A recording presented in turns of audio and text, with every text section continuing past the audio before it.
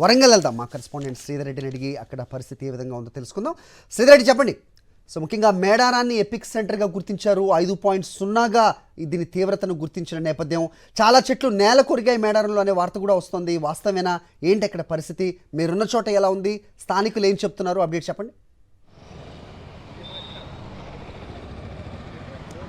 మరి ఉదయం జరిగిన భూకంపాలకు సంబంధించి కొద్దిసేపటి క్రితమే ప్రజలు తేరుకుంటున్నట్టు కనిపిస్తున్నది. ఎందుకంటే ఉదయం 7:30 నుంచి దాదాపు 8 గంటల సమయంలో కొన్ని చోట్ల, ఉదాహరణకు మనకు ములుగు ప్రాంతంలో ఎక్కువ సంభవించినట్టు కనిపిస్తుంది. 5 సెకండ్ల నుంచి 10 సెకండ్ల వరకు కూడా కొన్ని ఎక్కువ భూకంపాలు వచ్చినట్టు కనిపిస్తున్నది. మొత్తానికి ఆ గోదావరి పరివాహక ప్రాంతంలో మాత్రం కొన్ని చెట్లు కూడా అంటే ఎక్కువ మొత్తంలో కొద్ది నేల కొరిగినట్టు కూడా కనిపిస్తున్నాయి. అదేవిధంగా కొన్ని ఇళ్లలో కూడా కొంత అంటే శిథిలావస్థలో ఉన్న ఇల్లు కూడా కొన్ని పగులు కనిపిస్తున్నాయి. అయితే దాదాపు చాలా చోట్ల కూడా సీసీ కెమెరాలో కొంచెం స్వల్పంగా మాత్రమే భూమి కంపించినట్టు కనిపిస్తుంది. సీసీ కెమెరాల ఫుటేజ్ కూడా చాలా చోట్ల తీసి చూస్తుంటే మాత్రం కొంచెం కదిలినట్టు కనిపిస్తున్నది. మొత్తానికైతే ప్రజలు చాలా భయాందోళనకు గురయ్యాయి. ఎందుకంటే తెలంగాణ ప్రాంతంలో ముఖ్యంగా ఎప్పుడు కూడా భూకంపం అనే విషయం ఎప్పుడు కూడా వాళ్ళు చూసి ఉండరు. కాబట్టి భూకంపం అనేది ఒకేసారి అంటే ఎవరు కూడా ఇది భూకంపం అని ఊహించుకోలేదు. ఎవరికి వాళ్ళే మా ఇల్లు కదిలిందా లేకపోతే మాకేమైనా వ్యక్తిగతంగా అనారోగ్యంతో కొంచెం షేకింగ్ అయిన ఆలోచనలో పడ్డారు. కానీ తర్వాత కొద్దిసేపటి తర్వాత చేరుకున్నారు. అన్ని ఇళ్ళు కూడా కదిలాయి. దాదాపు చుట్టుపక్కల ప్రాంతాలు కూడా మొత్తానికి భూకంపం వచ్చిందనే విషయం బయటకు వచ్చింది. ఈ నేపథ్యంలో అపార్ట్మెంట్లో ఉన్న వాళ్ళు కూడా చాలామంది బయటకు వచ్చారు. కొద్దిసేపటి క్రితమే మనం చూడొచ్చు, దాదాపు ప్రజలు ఎక్కడ చూసినా కూడా ఇద్దరు మాట్లాడుకున్నా కూడా భూకంపం గురించే మాట్లాడుకున్న పరిస్థితి కనిపిస్తుంది. అయితే ముఖ్యంగా అధికారులు కూడా ఎక్కడైతే శిథిలావస్థలో ఉన్న అపార్ట్మెంట్లో మాత్రం ఉండకండి అని చెప్తున్నారు. మొత్తానికి ప్రజలు మాత్రం గతంలో ఎప్పుడు లేని విధంగా మహబూబాబాద్ జిల్లా, అదేవిధంగా కొత్తగూడ, ఏటనారం, ములుగు, భూపాలపల్లి ఏజెన్సీ, పరకాల లాంటి ఏజెన్సీ ప్రాంతంలో కూడా భూమి ఎక్కువ మొత్తంలో స్పందించడంతో ప్రజలు చాలా భయాందోళనకు గురయ్యాయి. ఇంతకుముందు ఎప్పుడు కూడా అంటే రిక్టర్ స్కేల్పై 5.3 చెప్తున్నప్పటికీ కూడా దాదాపు ములుగు కేంద్రంగా ఈ భూకంపం ఏర్పడిందని చెప్పేసరికి అక్కడ చుట్టుపక్కల గ్రామస్తులు కూడా చాలా భయాందోళనలో ఉన్నారు. అయితే ఉదయం నుంచి కూడా మళ్ళీ ఎటువంటి కథలు లేకపోవడం, ఎటువంటి భూకంపానికి సంబంధించిన ఎటువంటి స్పందన లేకపోవడంతో ప్రజలు మాత్రం కొంచెం ఊపిరి పీల్చుకున్నారు. కొద్దిసేపటి క్రితమే మళ్ళీ యథావిధిగా వాళ్ళ డ్యూటీలోకి వెళ్తున్న పరిస్థితి కనిపిస్తున్నది. Hari all right. అయితే శ్రీధరెడ్డి, సో మీ దృష్టిలో కానీ లేకపోతే స్థానికులు అంటే 5 తీవ్రత అంటే కనుక నిజంగా ఇది చిన్నదేం కాదు, అట్ ద సేమ్ టైం భయపడాల్సిన అవసరం లేదనేది కొంతమంది శాస్త్రవేత్తలు మాట్లాడుతున్నారు. మనం ఇంతకుముందు కూడా ఇంటరాక్ట్ అయ్యాం. సో అయితే ఏదైనా భవనాలు దెబ్బతిన్నట్టయితే కనుక, ఏదైనా అపార్ట్మెంట్ కానీ ఏదన్నా కానీ పగుళ్ళు ఎక్కువ స్థాయిలో వచ్చినట్టయితే వాళ్ళు మాత్రం జాగ్రత్తగా ఉండాలి అనేది శాస్త్రవేత్తలు చెప్తున్నారు.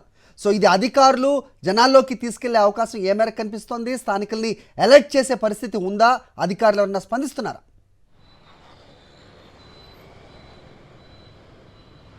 హరి అంటే వాస్తవానికి ఏంటంటే ఉమ్మడి వరంగల్ జిల్లా వ్యాప్తంగా కూడా ఎక్కువ మొత్తంలో అంటే ఏదైతే భూకంపం వచ్చినప్పటికి కూడా ఎక్కడ కూడా నష్టం అనేది కూడా ఎక్కువ కనిపించలేదు.